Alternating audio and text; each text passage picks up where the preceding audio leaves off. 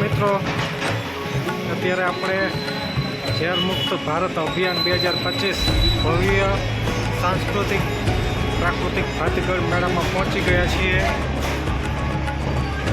તો ચાલો મેળાની મુલાકાત લઈએ।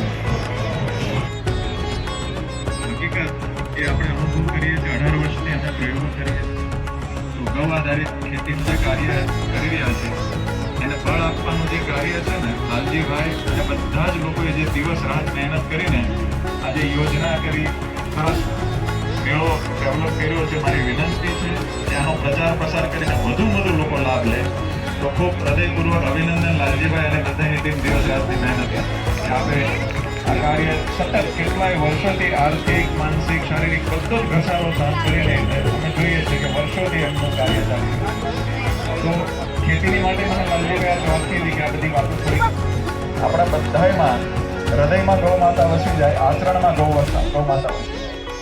આજથી આપણે નક્કી કરીને જઈએ બધા ભેગા મળીને કે આપણા ઘરમાં જે અનાજ આવશે એ ગૌ આધારિત જે ખેડૂતોએ પકાવ્યું છે, આ બધા ખેડૂતોને સહયોગ આપવા માટે કાર્ય કરશું તો ગૌ માતાને સહયોગ થઈ જશે કે નહીં? આપણા ઘરમાં આપણે ગાય નથી રાખી શકતા, શહેરમાં આવી ગયા છીએ ગામમાં, તો આપણી